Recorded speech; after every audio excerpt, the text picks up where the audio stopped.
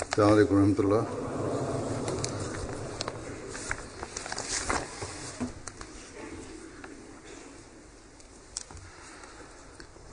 अशहदु अल्ला इलाहा इल्लल्लाह वहदहु ला शरीका लहु व अशहदु अन्ना मुहम्मदन अब्दुहु व रसूलुहु। अम्मा बअदु फ़अऊज़ु बिल्लाहि मिनश शैतानिर रजीम। बिस्मिल्लाहिर रहमानिर रहीम। अल्हम्दुलिल्लाहि रब्बिल आलमीन अर्रहमानिर रहीम मालिकि यौमिद्दीन। इय्याका नअबुदु व इय्याका नस्तईन। इहदिनस सिरातल मुस्तक़ीम सिरातल लज़ीना अनअमता अलैहिम गैरिल मग़ज़ूबि अलैहिम वलद्दाल्लीन।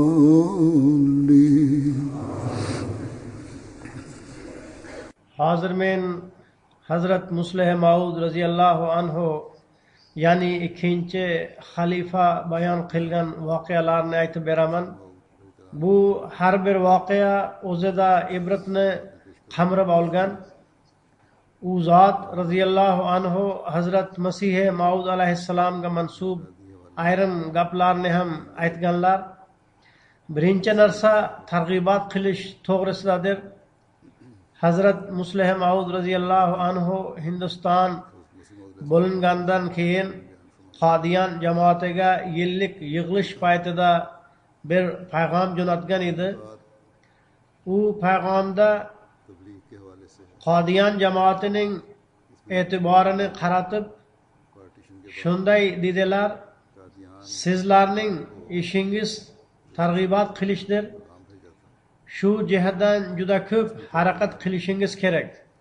Shubhasiz Allah Taala Hazrat Masih Maud alayhissalomga vahiy orqali men sening da'vatingni yer yuzining chekka-chekkalarigacha yetkazaman deb aytgan.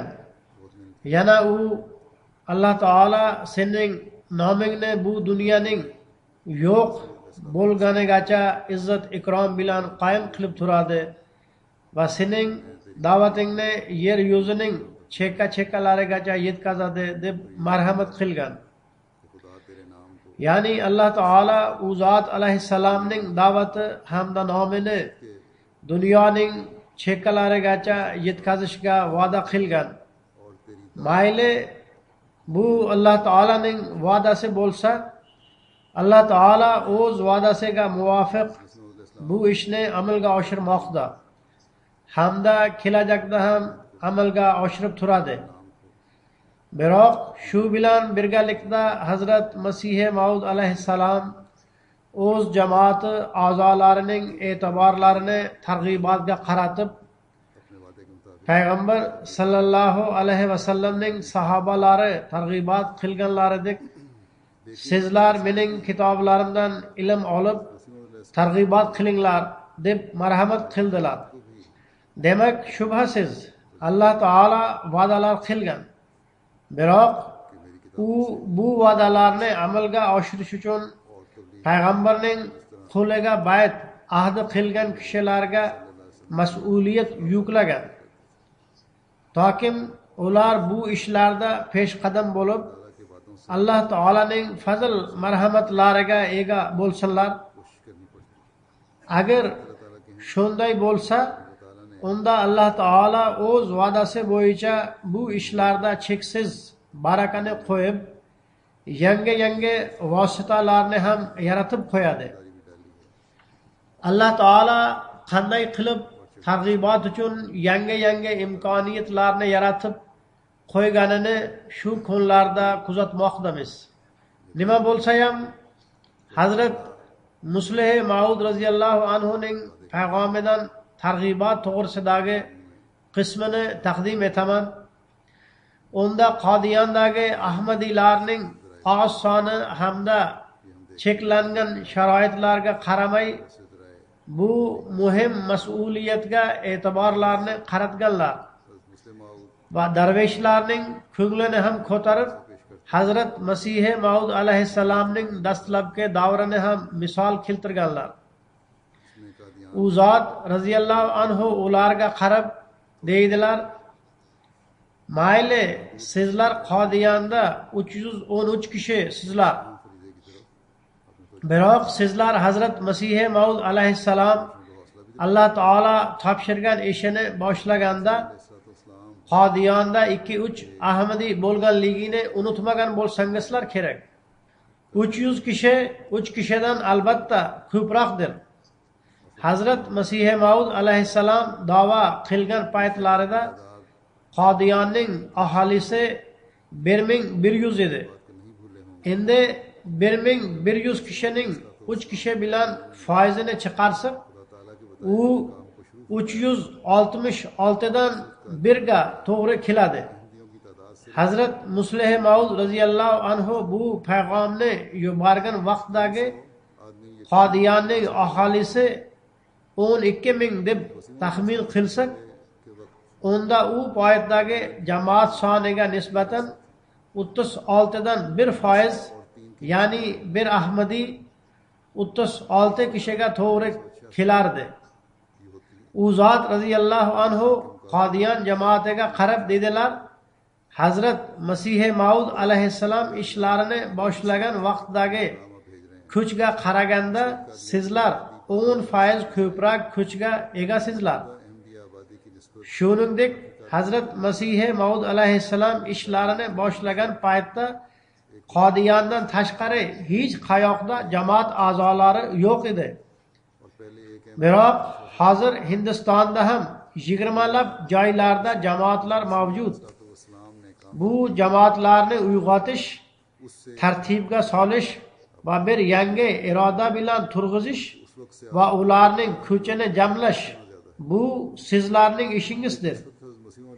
Toki ular islom va ahmadiyatning xabarini Hindistonning chor atrofiga yoyib qo'ysinlar. Xuddi ana shu foiz bugungi kunda ham Qodiyondagi jamoatga to'g'ri kelsa kerak. Agar Ahmadiylarning soni minglarga yetgan bo'lsa, unda boshqalarning soni ham ko'paygan. Endi sharoitlar ham oldingisiga qaraganda yaxshiroqdir. Alloh taolaning fazl marhamati bilan imkoniyatlarimiz ham ko'p. Alloh taolaning fazl marhamati bilan Hindistonda endi jamoat ham har qanday vositalar orqali tanishtirilmoqda. Biroq o'z hayotini bag'ishlaganlar hamda targ'ibotchilar ham shaxsiy ravishda harakat qilishlari lozim. Bu yo'lda kishi qaltiqlanadi hamda qarshilikka ham uchraydi. Biroq shunga qaramay biz hikmat bilan targ'ibot ishini olg'a surishimiz kerak inshaalloh. Bu narsani dunyoning boshqa mamlakatlari ham Alloh taolo bizga targ'ibot qilish hamda uni kengaytirishga buyurgan deb o'z oldilariga qo'yishlari kerak. Qur'oni Karim hamda Hazrat Masihi Maud alayhissalom ham xuddi shuni buyurganlar. Payg'ambar sallallohu alayhi va sallamga Alloh taolo shuni buyurgan edi. Biroq biz har bir mamlakatda bu ishni kengaytirish uchun samarali ish rejalar tuzishimiz kerak. So'ngra targ'ibot bilan birgalikda bayt qilib jamoatga qo'shilgan yangi a'zolarni tarbiyalash ham juda katta ishdir. Ayrim joylarda targ'ibot natijasida kishilar jamoatga kirishadi. Biroq undan keyin tarbiyalanmaganligi uchun zoya bo'lib ketishadi. Hindistonda ko'pincha qishloqlardagi kambag'al odamlar ahmadiyatni qabul qilishadi, biroq muxoliflar tomonidan qarshilik bo'lganda ayrim iymonlari zaif kishilar kuchsizlikni ham ko'rsatishadi. Ma'muriyat muxoliflar tomonidan aziyat chekayotgan yangi ahmadiylar yashayotgan joylarga borib, ularning ko'ngillarini ko'tarishlari lozim. Rayon va markazning vakillari biror bir ahmadiyga aziyat yetganidan xabar topishsa, darrov u yerga, garchi u kichkina qishloq bo'lsa ham, yetib borishlari kerak. Alloh taolaning fazl marhamati bilan targ'ibot ishlari bo'yicha reja tuzuvchilar juda yaxshi uslubda ishlarni olib bormoqdalar. Bundan tashqari Islohu irshod nazorati hamda uning Nurul Islom bo'limi hamda Nazomat vaqfi jadid ham targ'ibot ishlarini olib bormoqda. Ular har qanday vositalar, telefon va gazetalar orqali targ'ibot ishlarini olib bormoqdalar. Shuningdek, Afrikadagi mamlakatlarda ham u yerdagi jamoat hamda targ'ibotchilar odamlarni jamoatga kirgizgandan keyin ular bilan muntazam aloqada bo'lib turishlari lozim. Mahalliy odamlarning ahvolidan xabardor bo'lib turish uchun yaxshiroq rejalar tuzsinlar. Men oldin biror bir xutba yoki darsda zikr qilganimdek, u yerda ham ahmadiyatga dushman kishilar yetib borib, odamlarni jamoatdan nafratlantirishadi. Demak, ayniqsa qashshoq mamlakatlarda qayerda ko'p baytlar bo'ladi, u yerda bu ishni amalga oshirish zarur. Hazrat Muslih Maud radhiyallohu anhu Xoja Kamoliddin sahib to'g'risida bayon qiladilar. U kishi Hazrat Masih Maud alayhissalomga bayt qilgan edi. Biroq ikkinchi xalifaning saylanish vaqtida sinovga tushib, bayt qilmaganlarning boshlig'i bo'lib qoldi. Nima bo'lsa ham u kishiga rahbarlik kerak edi. U unga berildi. U kishi to'g'risida qanday qilib u o'z bilimini ko'paytirganligi va uning yaxshi ma'ruzalari va nutqlari siri nimada ekanligini bayon qilib, Hazrat Muslih Maud radhiyallohu anhu deydilar: Xoja Kamoliddin sahib muvaffaqiyatining eng katta sababi shu ediki, u Hazrat Masih Maud alayhissalomning kitoblarini o'qib, ma'ruzalarini tayyor qilar edi. So'ngra Qodiyonga kelib, ayrim narsalarni birinchi xalifadan so'rab, ba'zi narsalarni esa boshqa odamlardan bilib, o'z ma'ruzasini to'liqlab olardi. So'ngra u ma'ruzasini olib, Hindistonning har xil shaharlariga borib o'qib, muvaffaqiyat qozonar edi. Hazrat Muslih Maud radhiyallohu anhu deydilar: Xoja Kamoliddin sahib aytar edilarki, agar kishi 12 ta ma'ruzani yaxshi tayyorlab olsa, u cheksiz shuhrat qozonadi. U zot radhiyallohu anhu deydilar: Xoja Kamoliddin sahib 7 ta ma'ruzani tayyor qilgan edi. So'ngra u Angliyaga kelib qolgan. Biroq u kishi ana shu 7 ma'ruza bilan ham juda ko'p shuhrat qozonib bo'lgan edi. Hazrat Muslih Maud radhiyallohu anhu deydilar: Men o'ylaymanki, agar kishi bittagina ma'ruzani ham yaxshi tayyorlab, yodlab olsa, odamlar undan yaxshi ta'sirlanishadi. Demak, eng birinchi narsa Hazrat Masih Maud alayhissalomning kitoblaridir. Kitoblardan ma'ruzani tayyorlash, so'ngra uni tushuntirish uchun ularni o'qish kerak. Hazrat Muslih Maud radhiyallohu anhu buning tafsilotlarini bayon qilib shunday deydilar: Oldingi davrlarda har bir fan uchun alohida o'qituvchi bo'lar edi. Ya'ni mirga alohida, nahv mirga alohida o'qituvchi bo'lar edi. Xuddi shunday pakki roti va kachchi rotiga alohida o'qituvchi bo'lar edi. Endi yana shunday davr keldiki, fan rivojlanib, mutaxassislik boshlandi. U zot radhiyallohu anhu deydilar, o'zi shunday bo'lishi kerak. Ma'ruzachilarga ma'ruzalarni yaxshi tayyorlab berish kerak. Ular boshqa joylarga borib, ana shu ma'ruzalarni o'qib chiqsin.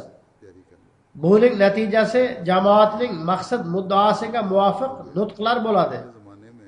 Va biz shu yerda o'tirib turib ham u yerda nima aytishini bilib turamiz. Asosiy ma'ruza o'sha bo'lsin. Biroq agar mahalliy sharoitga qarab biror narsa kerak bo'lsa, unda asosiy ma'ruzalarga qo'shimcha sifatida ham bir ozgina gapirsa bo'ladi. Demak, ana shu rahbar usul targ'ibotchilar, Alloh taolo tomoniga chaqiruvchilar hamda ilmiy majlislarga qatnashuvchi kishilar uchun hamdir. Agar ma'ruza shunday tayyor qilinsa, unda katta professorlar nomigagina din olimlari hamda dinga e'tiroz bildiruvchilar ham ta'sirlanishadi. O'tgan kunlarda shu yerda targ'ibot bo'limi tomonidan bir tadbir uyushtirilgan. Unda Isroildan bir necha kitoblar muallifi katta bir yahudiy professor ham qatnashdi. Ana shu majlisda bizning bir yosh targ'ibotchimiz yaxshi tayyorlanib ma'ruza o'qidi. Yahudiy professor undan qattiq ta'sirlandi. Mazkur majlisda yahudiy professor juda ham ayyorlik bilan islom hamda xilofatni oqlab, ayrim fikrlarida islomga qarshi ham gapirdi.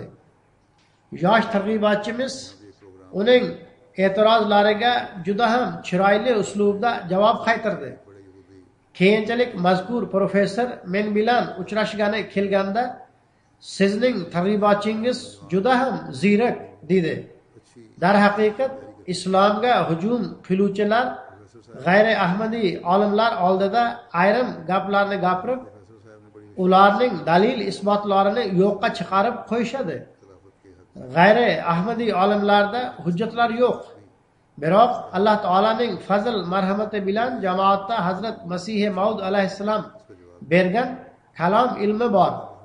Agar kishi yaxshi tayyorlangan bo'lsa, u orqali har bir kishining og'zini yopsa bo'ladi. Hech kim uning oldida tura olmaydi.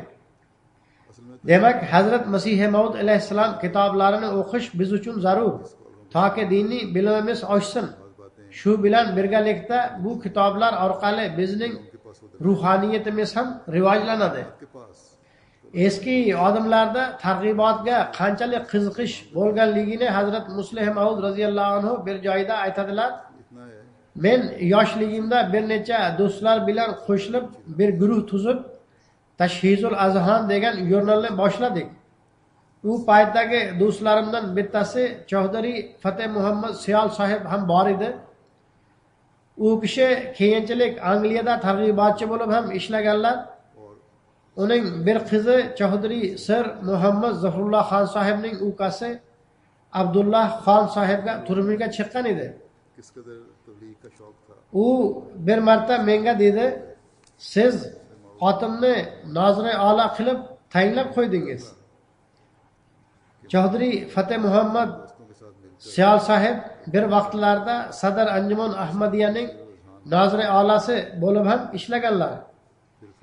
U kishi uyda biz targ'ibot uchun o'z hayotimizni bag'ishlagan edik. Ular esa bizni idoralarda o'tirg'izib qo'ydilar deb aytar edi. Hazrat Muslih Maud radhiyallohu anhu deydilar, ikkinchi tomondan jamoatimizda shunday kishilar borki, ular menga o'z hayotlarini bag'ishlagan kishilarni ardoqlash kerak deb xat ham yozishadi. Demak, bunda shunday ibrat ham borki, eski davrdagi kishilarda targ'ibotga qanchalik qiziqish bor edi. Ular o'zlarini idoralarga tayinlanishga qaraganda targ'ibot ishini yoqtirar edilar.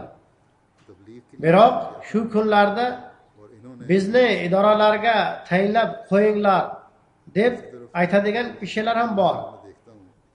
Bundan tashqari shu narsani ham e'tiborga olish kerakki, da'vatchi va targ'ibotchilarni jamoat a'zolari qanday ardoqlashi kerak bo'lsa, ayrim joylarda ardoqlamaydilar.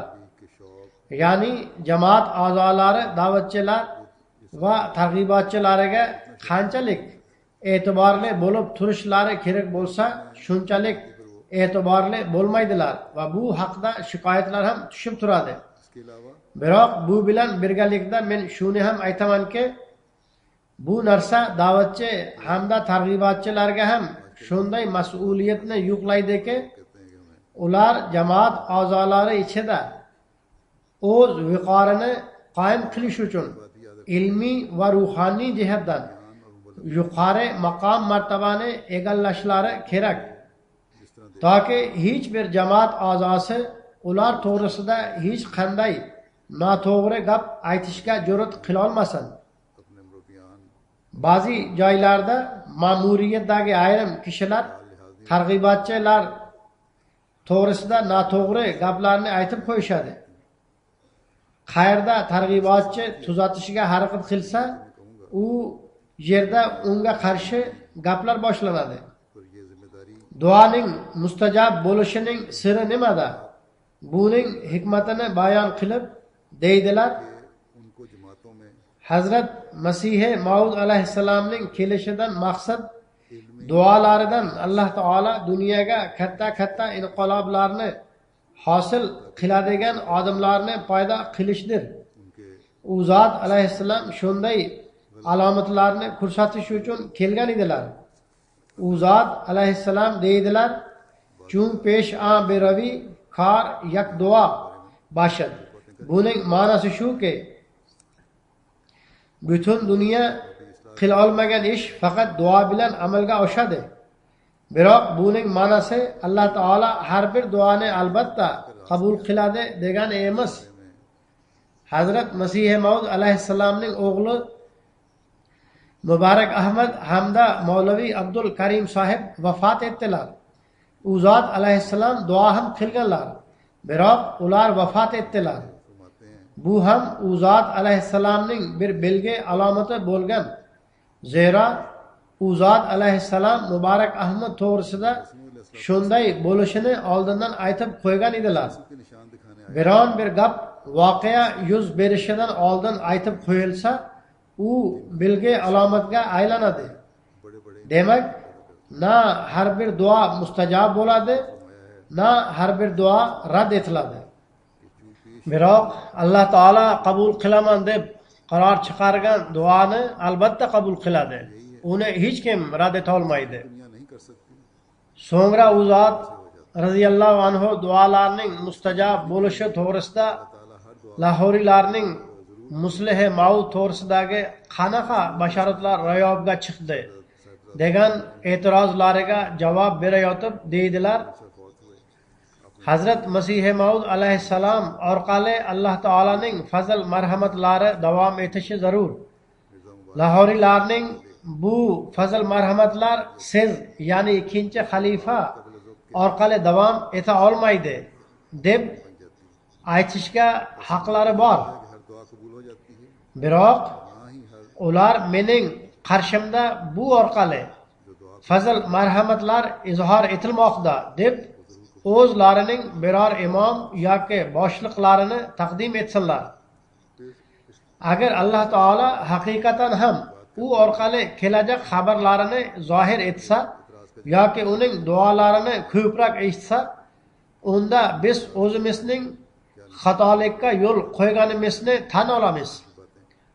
Biroq Hazrat Masih Maud alayhissalomning haq ekanligi aniq. Hazrat Masih Maud alayhissalomning haqqoniyligiga shubha soladigan e'tirozlar qilmanglar.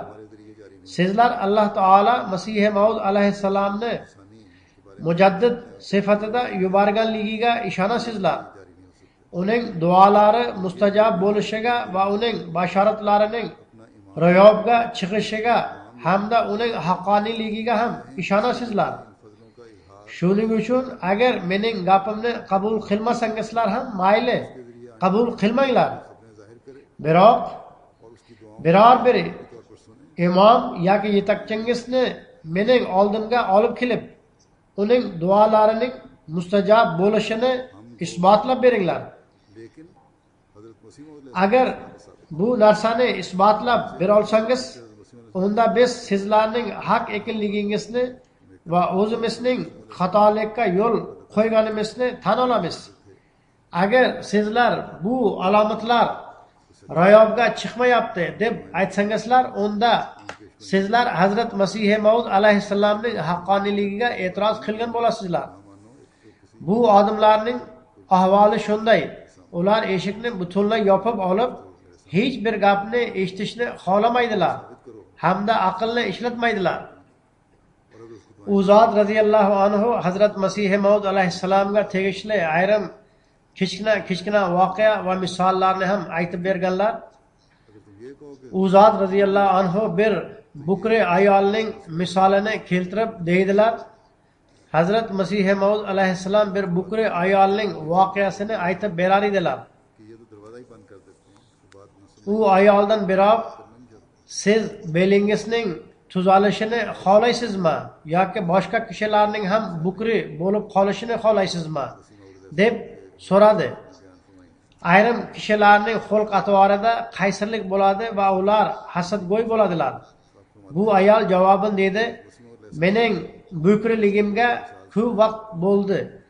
Odamlar mening bukriligim ustidan masxara qilishadi.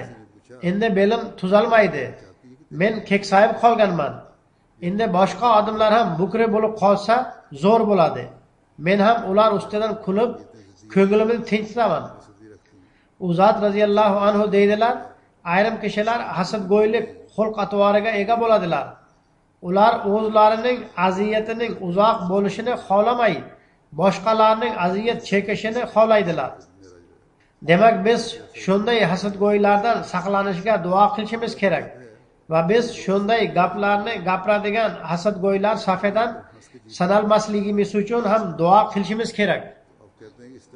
U zot radhiyallohu anhu bir ojiz kishining hikoyasini bayon qilib deydilar, Hazrat Masih Maud alayhissalom aytib berar edilarki, bir ojiz kishi bir boshqa kishi bilan kechasi gaplashib yotgan edi. Bir kishining uyqusi buzilib, u ojiz kishiga uxlang dedi. Shunda ojiz kishi, bizning uxlashimiz qanaqa? Jim bo'lib qolsak bo'ldi dedi. Ya'ni uning aytishidan maqsad shuki, ko'zlarni yumib sukut saqlashning nomi uyqudir. Mening ko'zlarim oldindan yopiq. Endi jim bo'lishim kerak. Mayli, jim bo'laman. U zot alayhissalom deydilar, mo'min kishi uchun aziyat ahvoli aziyatga sababchi bo'la olmaydi. Chunki u men oldindan bunga ko'nikkanman deb aytadi. Mo'min kishini dunyo o'ldirmoqchi bo'ladi, biroq u meni o'ldirib nimaga erisha olasizlar? Men bo'lsin Alloh qachon Alloh taolo uchun o'lganman. Men Alloh taolo aytganini qilishga tayyorman. U uchun men o'z jonimni ham ayamayman deydi. U zot radhiyallohu anhu deydilar, dunyo o'limdan xavotirlanadi, biroq bir mo'min kishi dunyo uni o'ldirmoqchi bo'lganda hech xavotirlanmaydi. Men islomni qabul qilgan kuni o'lgan edim. Farqi faqat shu ediki, oldin men tirik murda edim, endi sizlar meni to'proqqa dafn qilib qo'yasizlar. Men uchun hech qanday farqi yo'q deb aytadi. Qisqasi, bir haqiqiy mo'minning o'y fikri shunday bo'lishi kerak. U zot radhiyallohu anhu yana bir misolni bayon qilib deydilar, Hazrat Masih Maud alayhissalom aytib berar edilarki, bir ayol birovning to'yiga qatnashdi. U juda ham xasis edi. Biroq uning kelinoyisining qo'li ochiq edi. U ikkovi to'yga qatnashdilar. U xasis ayol to'yda bir so'm tuyonna berdi. Uning kelinoyisi esa 20 so'm berdi. Ular to'ydan qaytib kelganlarida birov xasis ayoldan, siz to'yda qancha xarajat qildingiz deb so'raganda, u men va kelinoyim 21 so'm sarfladik dedi. shu misolni ayrim kishilarning chanda berishiga qiyoslab u roziyallohu anhu deydilar, ayrim jamoatlarda ko'proq chanda beradigan kishilar bor va ayrim kishilarning ana shu chandalarni o'zlariga mansub qilishi bu xasis ayolning men va kelinoyim 21 so'm berdik deb aytgani singaridir. Ayrim shunday boy badavlat kishilar borki, ular xasis bo'lib, jamoatning to'liq chandasini o'zlariga mansub qilib olishadi. Shunday misollar ham uchraydilar. Ular chandalarni o'zlariga mansub qilmasalar ham bizning jamoatimiz shuncha chanda berdi deb albatta izhor etib qo'yishadi. Go'yoki eng ko'p chandani ular bergandek. Holbuki chanda beradiganlarning ko'pchiligi kambag'al bo'ladilar. Boy badavlat kishilar ana shu darajada bermayotgan bo'ladilar. Bir marta o'yinda ba'zi noto'g'ri gaplar bo'lgan, unda din va jamoatning an'analari e'tiborga olinmagan. Bu haqda ogohlantirib, u zot roziyallohu anhu ularga dedilar, qaranglar, kulish va hazillashish joizdir, man etilmagan. Payg'ambar sallallohu alayhi vasallam ham hazillashar edilar. Hazrat Masih Maud alayhissalom ham hazillashar edilar. Biz ham hazillashamiz, biz hazillashmaymiz deb aytmaymiz. Biz ko'p marta hazillashamiz, biroq bolalarimiz bilan, ayollarimiz bilan hamda yaqin kishilar bilan. Biroq u hazilda hech qanday haqorat tusi bo'lmaydi. Agar hazildan birovning or nomusiga salbiy ta'sir yetadigan bo'lsa, bunday hazil noto'g'ridir. Agar og'zimdan haqorat tusi bor biror so'z chiqib qolsa, unda biz istig'for qilamiz. Va har bir kishi agar u xatolikka yo'l qo'yib, hazillashish tusida birovning oriyatiga tegadigan so'zni aytib qo'ysa, istig'for qilishi kerak. Demak, u zot roziyallohu anhu bir o'yinni misol keltirib, u yerda shunaqa noto'g'ri gap bo'lgan deb aytdilar. U zot roziyallohu anhu deydilar, men o'yinlarni yomon deb aytmayman. Kulish, o'ynash joizdir. Men ularni joiz emas deb aytmayman. Bemalol kulib o'ynanglar. Biroq ba'zi barish baba ham ba'zi. Ya'ni o'yinligicha bo'lsin. To'g'ri, agar otaning soqoli bilan o'ynashsa, bu joiz emas. Ya'ni o'yin kulgida o'z otasining or nomusini yerga urish joiz emas. Alloh taolaning maqomini Alloh taolaga beringlar. Futbolning maqomini futbolga beringlar. Mushoiralarning maqomini mushoiralarga beringlar. Bashoratlarning maqomini bashoratlarga beringlar. Ba'zi kishilar o'z gaplarida bashoratlarni hazillashish yo'lida keltira boshlagan edilar. U zot roziyallohu anhu dedilar, agar sizlar o'yin va masxaraga qiziqsangizlar, unda Lahorga boringlar. U yerdagi mushoiralarga qatnashinglar.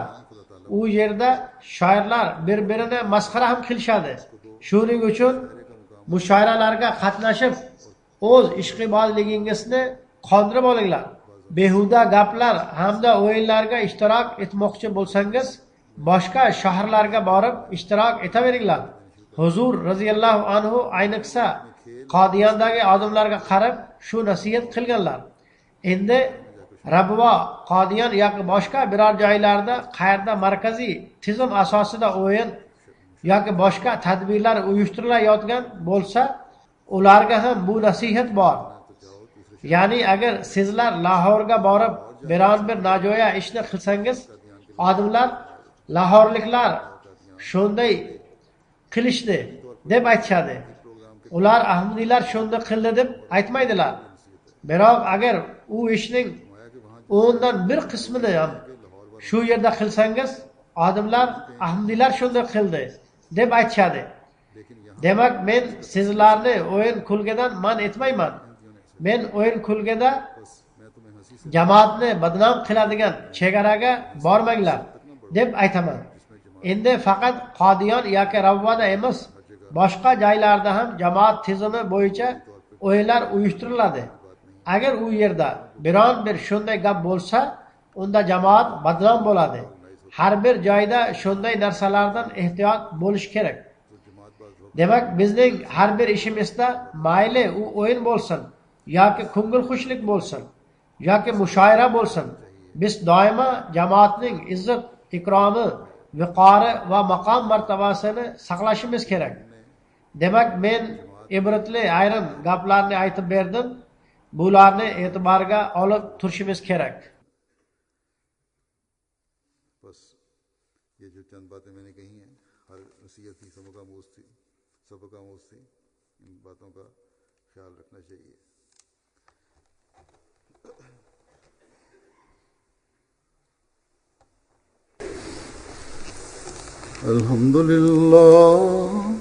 अल्हम्दुलिल्लाह नहमदुहु व नस्तईनुहु व नस्तगफिरुहु व नुमिनु बिही व नतवक्कलु अलैहि व नऊज़ु बिल्लाहि मिन शुरूरि अनफुसिना व मिन सय्यिआति अमालिना मन यहदिहिल्लाहु फला मुदिल्ल लहु व मन युद्लिल्हु फला हादिय लहु व नशहदु अन ला इलाहा इल्लल्लाह व नशहदु अन्ना मुहम्मदन अब्दुहु व रसूलुहु इबादल्लाह रहमकुमुल्लाह इन्नल्लाह यामुरु बिल अदलि वल इहसान व इताइ ज़िल क़ुर्बा व यन्हा अनिल फ़हशाइ वल मुनकरि वल बग़य यइज़ुकुम लअल्लकुम तज़क्करून उज़्कुरुल्लाह यज़्कुरकुम वदूहु यस्तजिब लकुम वलज़िक्रुल्लाहि अकबर।